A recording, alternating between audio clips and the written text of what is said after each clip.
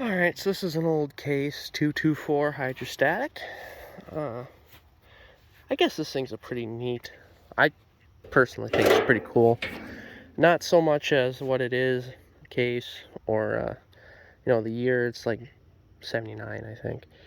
But that it doesn't really have a transaxle as you would think a mower would have, like Cub Cadets, John Deere 120 or whatever the heck they have, Boland's, MTD Farm Kings, whatever. They all have hydrostatic transaxle, which means all one piece kind of thing. This is more like along the lines of a skid loader or a skid steer, where it has a hydraulic pump on the motor itself, and then you got valving in the back. Goes to a motor right there. So it's hydrostatic, but it's a little beefier, I guess you'd call it. I mean, this thing's how old? Really firm, which I guess, like Cub Cadet 147s, and I don't know any other ones off the top of my head, but those pretty known for solid hydrostatics, and I guess this thing too, pretty decent. I've done quite a significant work to this machine. Name it, it was bad when I got it. It had no seat. Engine actually turned over good, but the wiring harness was gone. I mean, there was no key switch. The entire ignition system was just dangling out in the open. No battery. Tires were shot in the front.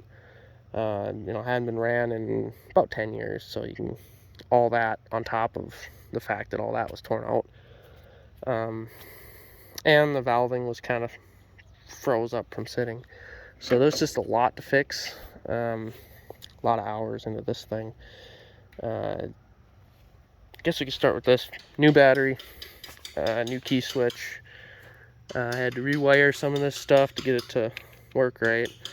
I couldn't figure out where this solenoid's supposed to mount. I guess if I looked at the parts diagram or something, it might tell me. But, I mean, there's just nowhere, no holes anywhere where that thing would fit. So it's just dangling. It's fine. Oil change, obviously, kind of the basics there. I had to kind of refit this whole assembly, bolted it on there. The condenser was hooked up wrong, and that caused a little backfiring, but got that fixed. Went through the carb a little bit. The air filter probably could still be replaced. It was working, so I was like, well, I need to take this thing to the tractor show today. So I was like, stick it out there on the trailer. Fuel lines all the way back to the tank. This is not the fuel tank up here. This is actually your hydraulic fluid, because it has to be above the pump. So what they did is they ended up having the mechanical fuel pump on the engine, and it goes back to the tank underneath the seat. So, pretty big tank. I guess it's probably 3 gallon, something like that. Not too big, but big enough. It's got an oil cooler up front. See the fan up in there. It's got the clutch for whatever you're running. I never did actually test that. Let's see here. I'll have to look at that a little close. Oh, right, this is the engagement. There. Sounds like it works. Oh, yeah. Yeah, that works. I do have a deck for this machine, but it came off. I don't know why. I think the guy was doing this or that, or trying to free it up or something. Next, I had to do the seat. Had no seat. I got this. I just have a ton from when I parted out a ton of mowers. Wasn't quite long enough, so I had to put a little extension plate, painted it, and all that stuff. Pretty nice seat. It's got extender, forward and reverse. You can move it forward or back. It's pretty comfortable. A lot of extra springs there. You got the original rubber grommets, and then you got the springs on the seat, so it's actually pretty comfortable riding around on it. Oh yeah, brand new tires on the front, brand new. The rims were pretty rusty. I cleaned them up. They're not leaking, so new valve stems on that as well. Like I said, new fuel filter, fuel lines. A lot of little stuff. Like I said, the valving for going forwards was completely frozen. It'd go reverse just fine, but there's two valving sectors down there. One for lifting and lowering the massive cylinder they have down there for attachments, and one's for go and stop. I can show you down here. So this is your whole drive system on these. You got wheel, or the motor on the transaxle. It goes into this. It's just high and low, neutral, gear, box assembly. Then up here you got your valving, and you got your low side and your high side. This is your, it's very hard to see, this is the go. This is your go valve, a little more worn, as you can see. Then this one, which is your attachment lift, and you can kind of see that attachment cylinder right there. A little hard to see, but it's just massive. I have a MTD Farm King from mid-70s roughly, and cylinder's probably half that size, and I use that for lifting boats, you know, moving trailers around the yard. So it's not, I don't know what this thing can lift, but it's got to be crazy, because I mean, it's got a full-on hydraulic pump, you know, meant for moving thing around the yard, so it's probably got pretty good pressure behind it as well. Oh, it does charge. You know, this is a Kohler 321, which is same motor that was put in like the John Deere 120s, I think, like the Cub Cadet 147s, plenty of other mowers, brands, I mean, obviously Case, maybe Boland's as well. I think Boland's were mostly Briggs, but pretty much all the same motor. This one's a AS variant. See that? K321 AS. I think the A's were the ones that were mainly put in the John Deere's, and I don't know.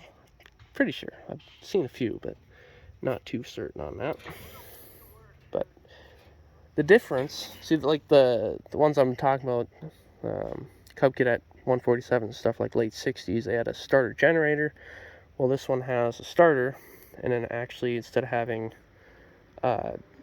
alternator, magneto, whatever you want to call it, it has a stator inside the flywheel, like pretty much every modern mower does. You don't have to worry about charging systems going bad. And, you know, these things typically had, oh man, what do you call them? I think they're solid state charging rectifiers, regulators. Now those things went bad quite a bit. I know my dad, who had a 147, had issues with that quite a bit.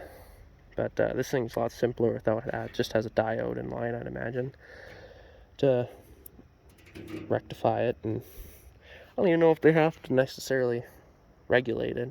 I'm sure. I think this one actually, I saw regulator behind this panel here. It's kind of nice. I got that all open in there. It's pretty simple to work on. And I got a little drain right there for your oil.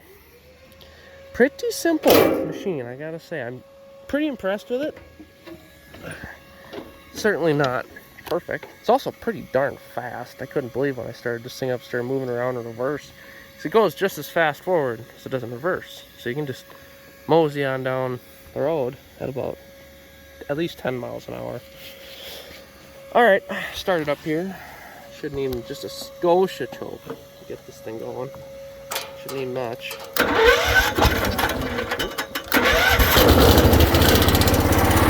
He's away already. I don't have the deck on it right now, but you can hear this actually doing things. You can see it moving the cylinder and all that. Reverse.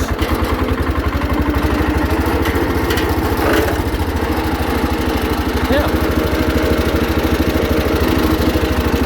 Alright, hear that too much.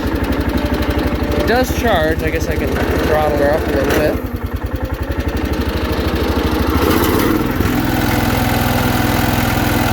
About 10 amps. Pretty good charging.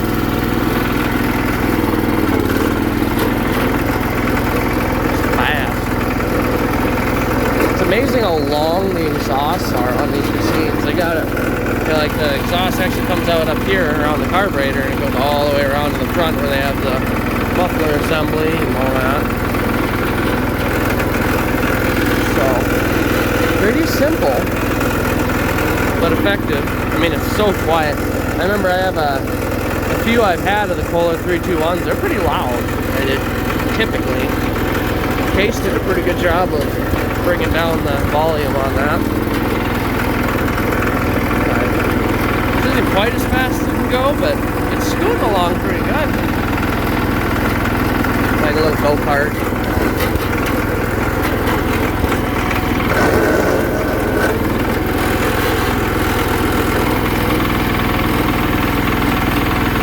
Back in the spot here.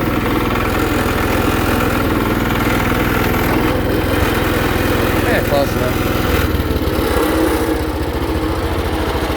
One thing this thing does a lot of when it's idling is bouncing around. It's kind of cool they got the engine separate from the chassis. Like most of them, they don't really have a mounting plate and motor mounts. They just kind of bolt it straight to the chassis and away you go. This one actually does have motor mounts. So it's just keeps everything kind of quiet, and the motor mounts are actually good. I'm sure this thing has buco hours on it. I mean, it doesn't smoke, but still, for how old it is, I'm sure it's definitely got more than 500 hours. Bottom line, 500 hours for sure. But yeah, other than that, the high and low does work.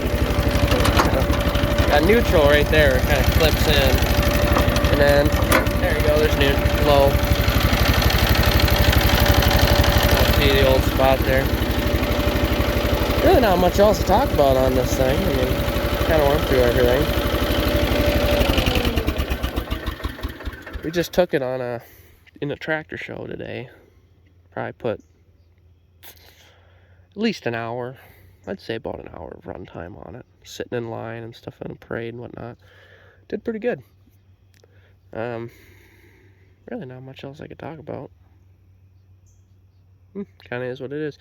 The rear tires were low when I got it out, like 4 days ago, something like that. Filled them up. They've been holding ever since, so I'd say those are probably good.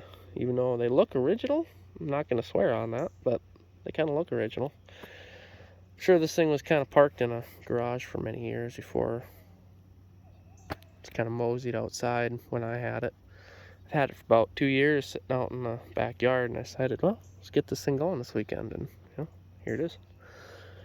Kind of a neat little tractor.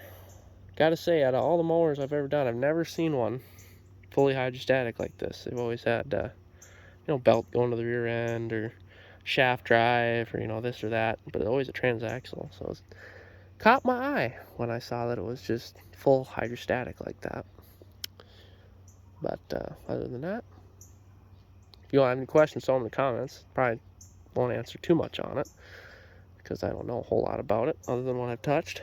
But yeah, maybe someone else can help you too. People know a little more about them than I do. Other than that, I guess have a good day.